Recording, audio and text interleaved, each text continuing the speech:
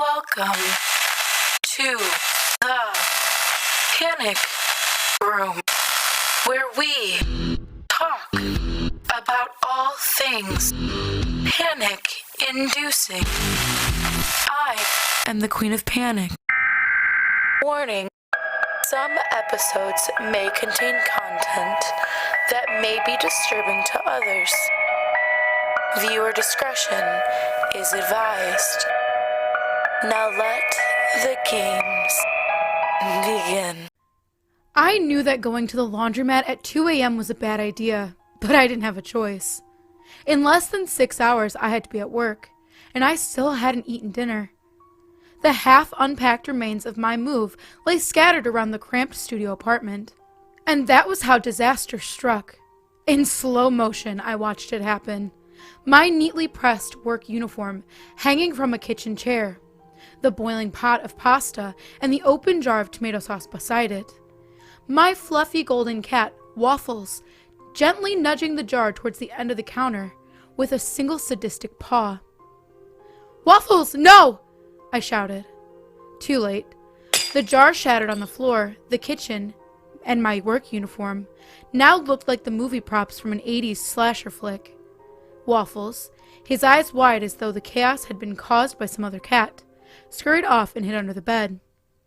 I hung my head and turned the spaghetti pot off. Everything else that had happened to me lately, and now this. I was starting a new job and living out of a suitcase on the seedy side of town because of a messy breakup with an ex-boyfriend, Nate, just 3 days before. I was starting over from nothing, and I really needed this job. I couldn't afford to show up covered in tomato sauce stains on my first day. Cursing, I stuffed the crimson-splattered clothing into a laundry bag and trudged downstairs. It had just stopped raining. The late-night streets were completely deserted. I didn't know the neighborhood well at all, but I remembered seeing a 24-hour laundromat just 2 blocks up from my dingy apartment building. Sure enough, I could see the reflection of its neon sign on the rain-slicked streets ahead. I took a deep breath. Maybe things would be okay after all. Hitching the bag higher on my shoulder, I headed towards the laundromat's glow. The cool night air felt good on my skin. Change rattled cheerfully in my pocket. Why was I so nervous? It might have been the neighborhood, which had a reputation for danger, especially for women, and especially at night. My friends had particularly staged an intervention when I'd told them where I was moving. But the truth was, I didn't have a choice. I needed a place with cheap rent, where the landlords didn't ask too many questions. And this was it. By coming here, I'd put half the city between me and my ex. At the time, that was all I'd cared about.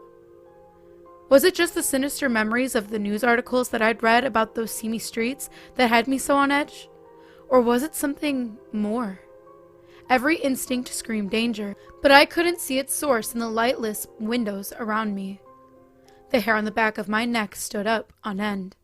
I couldn't shake the feeling that I was being followed, but every time I turned around, the inky black streets seemed empty. I pushed open the door to the laundromat. Something clanged above me, bringing a scream to my throat, but when I looked up, I couldn't help but laugh. It was just the jingle of the bell above the door. The laundromat was bright, modern, and surprisingly clean. Industrial-strength washers and dryers lined the walls. Beside the door was a row of plastic seats, an out-of-order vending machine, and a small table stacked high with outdated newspapers and magazines. I had just inserted my coins and started the wash cycle when the bell above the door sounded for a second time. My blood ran cold. Before I could turn around, a harsh, masculine voice spoke right behind me. "It looks like you murdered someone." What? I spun, wondering how the lanky figure had crossed the room so quickly. The awareness that he stood between me and the door made my heart beat a little faster. "Your clothes, the red stains. Tell me, who did you kill?" His mouth twisted into a yellow jack-o'-lantern grin as he repeated his ghastly joke. He was too close. Way too close. My nose was practically touching his chest. He gave off a foul odor, like rot in dark places. Black dirt was caked beneath his fingernails. For some reason, that tiny observation was what terrified me most of all. What was this guy doing in a laundromat at 2:30 a.m.? And why didn't he have any clothes to wash? "It's spaghetti sauce," I murmured finally, and tried to pass him.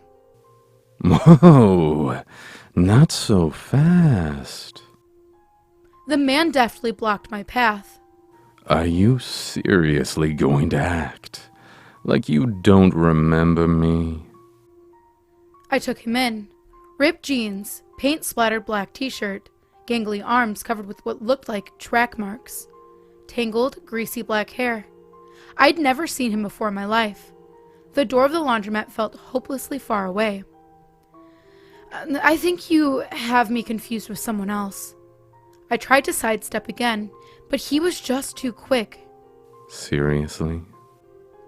He repeated, sounding almost disappointed. The name Samuel doesn't ring any bells, huh? "Look, I don't know you, and you're standing in my way." I hated how scared and shrill my voice sounded. "I am leaving, so—" I'm afraid I can't let you do that. Only then did I notice the knife glinting in Samuel's hand. My eyes darted to the black windows, the empty streets outside. There was no one to save me, no one to call to for help. I shut my eyes tight. If only I hadn't left that jar of pasta on the edge of the counter. If only I'd hung my work uniform up somewhere else. Everything could have been different. My bad decisions marched through my mind one after another like a grim parade. Running away from my ex without a solid plan, moving to a dangerous neighborhood out of desperation, not just trying to wash the damn stain out at home. I blinked. Samuel hadn't stabbed me, grabbed me, or hurt me. Yet. I suppose you're wondering, what am I doing here? My hostage-taker mused. The only thing I was wondering was how either to get his knife or get away from him, but I kept my mouth shut and let him talk. I'd read somewhere that it was a bad move to interrupt a psychopath's monologue, and that certainly seemed to be the case here. But I could ask you the same thing, couldn't I? Samuel rambled on. Why are you in a laundromat at 2:30 a.m.? And I don't just mean the tomato sauce stains. I really want you to ask yourself, what are you doing here? The question caught me off guard, and my eyes drifted once again to the knife. I could imagine all too clearly the gruesome possibilities of what might happen if Samuel didn't like my response. You don't have to answer out loud if you don't want to. Just think about it. Now, why don't you have a seat? It's going to be a while before the uniform gets clean, Bee. I was halfway to the chairs when I realized with shock what Samuel had called me. Back in elementary school, B had been my nickname, a tribute to the first letter of my real name, and to my obsession with a certain pollinating insect. But no one had called me that in years. Who was this guy? Don't try anything stupid. Samuel informed me as he took his seat between me and the exit. I don't want you to get hurt. It was an odd way of phrasing things, considering he was the one with the knife. Once he said his piece, however, Samuel leaned back in the plastic chair, as still and silent as a corpse. With nothing better to do while my laundry spun and Samuel stared blankly into space, I ruminated on my kidnapper's question. What was I doing here, really? It had started with something simple, a fight over nothing. My boyfriend Nate and I had been arguing about whose turn it was to wash the dishes, when he suddenly slapped me with the back of his hand. For a moment, I was stunned. I couldn't believe what had just had happened. Even harder to believe was the savage look of victory and satisfaction on his face. Nate had always been so calm and gentle. Of all the people I dated, I'd never once imagined that he would be the one to hit me. But I wasn't going to stand for it. My mother had an abusive partner for almost a year when I was a child, and after seeing what she'd gone through, I'd sworn to myself that the moment a romantic partner lifted a hand against me, it was over. I started packing right away, completely deaf to my boyfriend's apologies and pleas. He hadn't meant it, and he was sorry, and it would never happen again.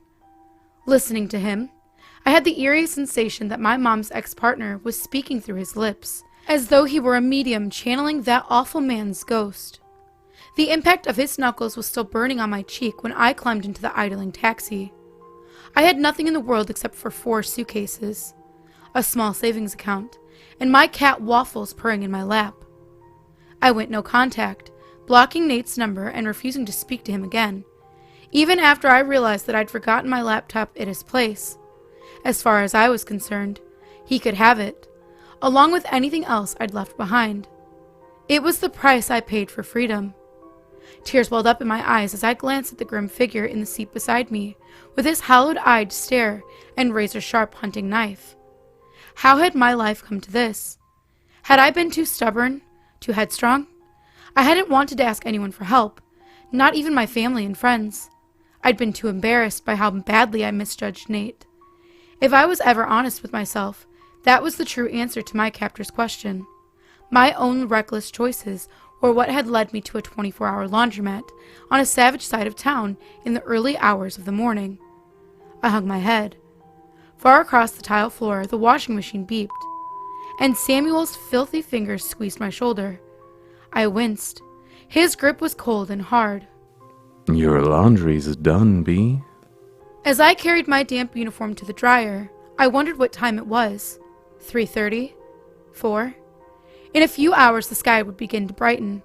There would be people on the streets again, and I'd finally have a chance to get away from this psycho, if I lived that long. With a shiver, I realized that Samuel had just been aware of the passage of time as I was. Whatever he had planned for me, it was going to happen soon. Maybe even as soon as the dry cycle was finished. Yet, Samuel just stared dead ahead, the knife resting idly on the thigh of his jeans. That same crooked half-smile on his gaunt face. He was still as a cobra, waiting to strike. Not even his expression had changed. He watched my clothing spin in silence. When the machine finally beeped, the shock of it made me jump in my chair. This was it. Trying not to look at my captor or his weapon, I loaded my still warm uniform into my laundry bag and headed for the door. If I didn't say anything, if I acted like all of this was normal, maybe he'd let me go. As if in a dream, I felt the door handle in my hand and heard the jingle of the bell overhead as I pushed it. Samuel still hadn't moved. Take care of yourself, Bee. Was all he said as I walked out the door. I couldn't believe it. I wanted to kiss the filthy, uneven sidewalk beneath my feet. The nightmare was over. I was almost to my apartment when I heard springing of footsteps charging towards me. Of course, it had to be too good to be true. I knew that I should run, but I froze instead. My eyes shut tight, waiting for the inevitable blow. It never came. Instead, I heard a faint gasp and the dull thud of something heavy hit the pavement. When I finally dared to turn around, I saw Nate lying in a puddle of blood. A garrote wire was tangled in his hand. His face was twisted into an expression of mindless hate. Of Samuel, there wasn't a trace, apart from the hunting knife buried into the hilt in Nate's chest. It took me days to recover, and days more to piece together what had happened. Although I'd changed my passwords after leaving Nate, I hadn't considered that my phone tracking app was still open on the laptop I'd left behind. It could be used to find my phone, to find me. That part of the night, at least, made sense. But who was Samuel? Where had he come from? How had he seemed to know me so well? Against my better judgment, I returned to the laundromat at 2:30 a.m. the next night. I couldn't have said why. Maybe I wanted to thank Samuel, or maybe I just needed to confirm for myself that he'd even been real. The police had cleared me of any involvement with Nate's death, but so many unanswered questions still swirled around me. I wanted closure. I wanted to know what had really happened that night. I hardly dared to breathe as I peered out the window in the 24-hour laundromat, only to find it empty. I wasn't sure if I was relieved or disappointed. Retracing my steps, I searched for any clue about who Samuel had been. I found what I was looking for on the table of the magazines in the laundromat. Flipping through a month-old newspaper, I found an article that caught my attention. "Another local youth claimed by drugs," read the title, followed by 2 photos. One showed a cleaner, smiling Samuel, and the other sent a flood of memories coursing through me. Sammy, the gap-toothed boy with the bowl cut who'd been my partner in crime back in 3rd grade. I hadn't thought of him in years, and I would never have imagined seeing him again in a place like this, under such bizarre circumstances. Sammy was Samuel. Addiction had clearly taken its toll on the boy I once knew, but the 2 photos were clearly the same person. According to the article, he died of a heroin overdose, just a few blocks away from my new apartment. His body had been found over a month ago, but in that case, who or what had stabbed Nate? I didn't have an explanation then. I still don't. But every time I hear the bell of my local laundromat ring, I turn around, hoping to see a familiar face. If you have any stories that you would like to see narrated here on the channel, please go into the subreddit and submit them there. The link is in the description. Also, we do have a Discord now. Thank you so much to Creepy Clown Girl for putting it together for us. You can come hang out with me and other narrators and get the party started, get spooky with us. That link is also in the description as well. And last but certainly not least, I wanted to introduce the King of Panic. We have a lot of brand new content coming soon with him in it. He is very talented. He does not have his own channel. He just kind of wants to be a part of this. So if you would like to hear from him once you start and you like his voice, stay tuned here. And as always, thank you for visiting the Panic Room. You have successfully made it to the next portion of your tour. Please stay tuned for your next prompt. Click the like button and subscribe to receive notifications for when the next portion of your tour is ready to join. Thank you for watching. Don't let the panic drown you.